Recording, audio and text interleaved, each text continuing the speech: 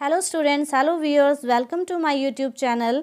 तो स्टूडेंट्स, आज के इस वीडियो लेक्चर में हम पढ़ेंगे मिड पॉइंट थ्योरम, मध्य बिंदु प्रमेय।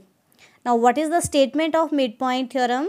The line segment joining the mid points of any two sides of a triangle is parallel to third side and is half of it. अब मध्य बिंदु प्रमेय क्या है, क्या स्टेटमेंट है इसकी, और हमें क्या प्रूफ करना है कि हमारे पास एक ट्रायंगल है ABC, ठीक है।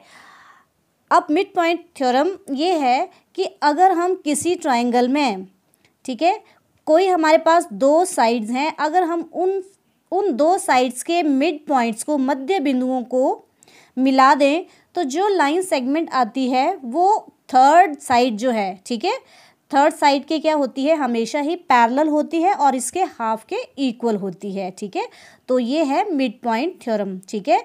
एक बार फिर से कि किसी त्रिभुज में, ठीक है, अगर हम दो साइड्स के मिड पॉइंट्स को ज्वाइन कर दें, ठीक है, उनके मध्य बिंदुओं को मिला दें तो जो लाइन सेगमेंट हमारी बनेगी वो थर्ड साइड के क्या होगी, पैरेलल होगी और इसके आधे के इक्वल होगी, हाफ ऑफ इट, ठीक है।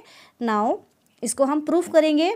तो सबसे पहले गिवन हमारे पास क्या है, in triangle ABC D and E are the mid points of side AB and AC, ठीक है। तो D क्या है, AB का मध्य बिंदु है और E जो है वो AC का मध्य बिंदु है, मिड पॉइंट है, ठीक है। तो हमने क्या प्रूफ करना है, to proof DE is parallel to BC and second case में DE is equal to half of BC, ठीक है। तो यही है मिड पॉइंट थ्योरम। तो हमने कंस्ट्रक्शन की है, एक्सटेंड DE टू F। हमने क्या किया कि जो DE लाइन है उसको हमने F तक आगे इसको एक्सटेंड कर दिया, ठीक है, और साथ में C के साथ ज्वाइन कर दिया, ठीक है।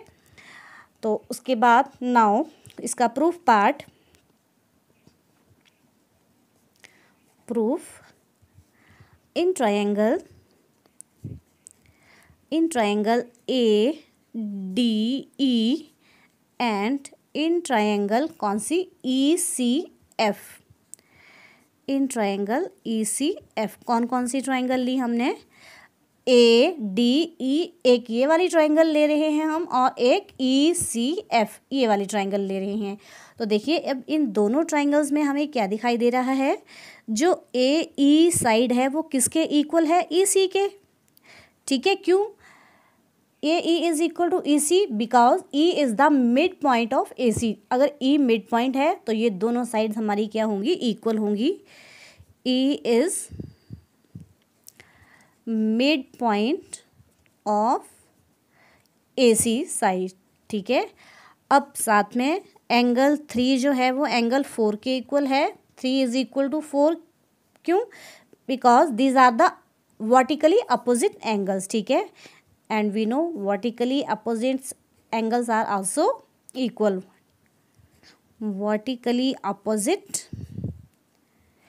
एंगल्स, ठीक है। और साथ में DE जो है वो किसके इक्वल है, EF के, ठीक है, DE is equal to EF से, ठीक है।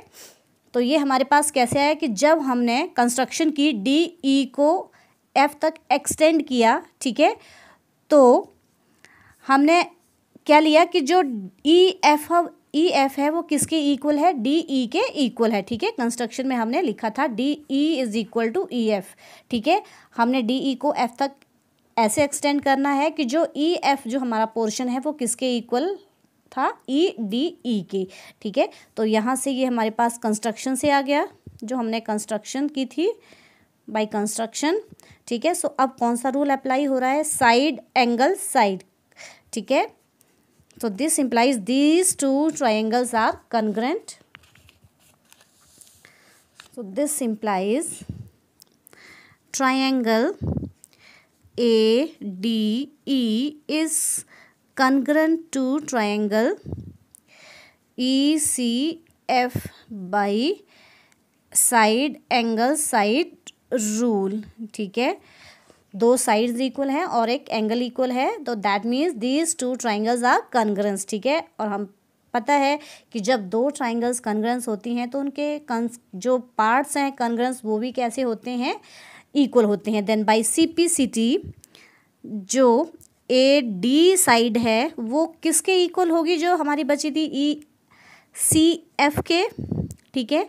And angle 1 is equal to angle 2, और जो एंगल 1 है वो किसके इक्वल है, एंगल 2 के, ठीक है, by CPCT। Corresponding parts of congruent triangles are also equal. हमने यहाँ पे शो कर दिया कि दो ट्राइंगल्स कनग्रेंट हैं, ठीक है, तो उनके जो कॉरस्पॉन्डिंग पार्ट्स होंगे वो भी क्या होंगे, इक्वल होंगे, ठीक है। AD किसके इक्वल आ गया, CF के। अब देखिए बट AD किसके इक्वल है, DB के, क्यों, क्योंकि जो D है वो AB का क्या है, मिड पॉइंट है, ठीक है। तो हम लिख सकते हैं but AD is equal to how much, BD, ठीक है, क्यों, because D is the midpoint of AB, ठीक है। अगर D इसका मिड पॉइंट है तो AB किसके इक्वल होगा, BD के इक्वल होगा, ठीक है। अब बट हमने ऊपर क्या प्रूफ किया यहाँ से कि जो AD है वो किसके इक्वल है, CF के, पर AD किसके इक्वल है, DB के भी इक्वल है, तो दैट मीन्स जो DB होगा वो किसके इक्वल होगा, CF के इक्वल होगा, ठीक है। राइट हैंड साइड जो हमारी लेफ्ट हैंड साइड है वो इक्वल है, तो दैट मीन्स जो राइट हैंड साइड है वो भी क्या होंगी, इक्वल होंगी, ठीक है। AD CF के बराबर, बट AD जो है वो DB के भी इक्वल है, तो दैट मीन्स ये आमने सामने की साइड्स भी क्या होंगी, इक्वल होंगी। सो दिस इम्प्लाइज BD जो साइड है वो किसके इक्वल आ गई, हमारे पास यहाँ से CF के, ठीक है, CF के। और साथ में हमने ऊपर क्या शो किया कि जो एंगल 1 है वो किसके एंगल इक्वल है, एंगल 2 के, और these are the alternate interior angles, and angle 1 जो है वो एंगल 2 के बराबर है, these are alternate interior angles. कैसे, अब ये क्या है, एक ट्रांसवर्सल है, ये दो लाइन है आपस में, उनको एक ट्रांसवर्सल क्या कर रही है, काट रही है, और हमने यहाँ ये शो कर दिया कि ये दो एंगल्स इक्वल हैं, ठीक है, 1 is equal to 2 and these are the alternate interior angles, ठीक है। तो that means 1 is equal to 2, तो इसका क्या मतलब हुआ कि ये दो लाइंस, ठीक है, AD जो है, AB जो है वो किसके पैरेलल है, CF के। सो दिस इम्प्लाइज AB, या मैं ये भी लिख सकती, और जो BD है वो किसके पैरेलल है, CF के, ठीक है। क्यों है ये parallel, because alternate interior angles are equal, ठीक है, एक बार फिर से, ठीक है। और AC क्या है, ट्रांसवर्सल है, और हमने यहाँ पे ये शो कर दिया कि जो एंगल 1 था वो एंगल 2 के बराबर था। ये कहाँ से आया था, बाई CPCT से। दो ट्राइंगल्स हमारी कॉन्ग्रुएंट थी, ठीक है, तो वहाँ से जो उसके कॉरस्पॉन्डिंग पार्ट्स थे वो हमने इक्वल शो किए, तो 1 2 के बराबर आ गया। लेकिन जो ये दो एंगल्स हैं वो क्या शो कर रहे हैं, अल्टरनेट इंटीरियर एंगल्स। ये अल्टरनेट इंटीरियर एंगल्स इक्वल हैं, तो दैट मीन्स AB कहूँ या मैं BD कहूँ, these are the same thing, वो किसके पैरेलल है, CF के, ठीक है।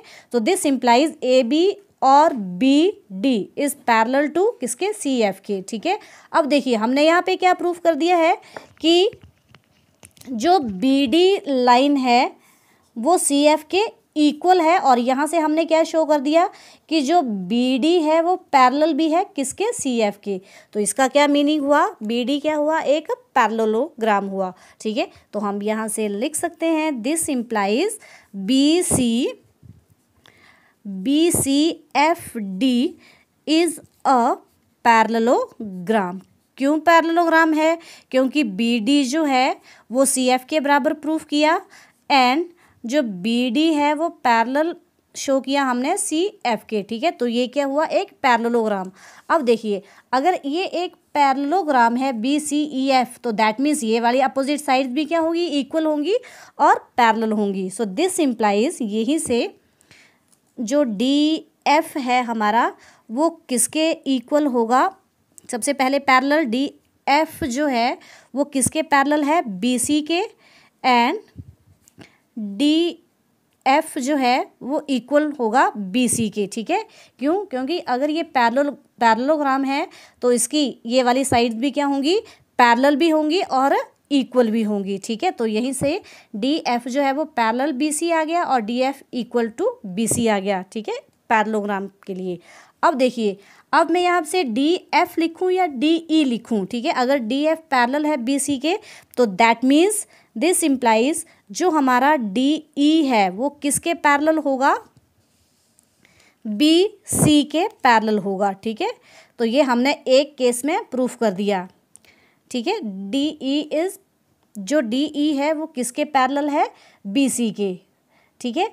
सो प्रूव्ड, जो हमारा फर्स्ट केस था, फर्स्ट केस में हमने यही प्रूफ करना था मिड पॉइंट थ्योरम में कि जो डी ई है वो किसके पैरेलल है, बी सी के, प्रूव्ड। अब अगेन अब हमने ये शो करना है कि जो डी ई है वो किसके इक्वल है, हाफ ऑफ बी सी के, ठीक है। तो अब मैं यहाँ से लिख सकती हूँ डी ई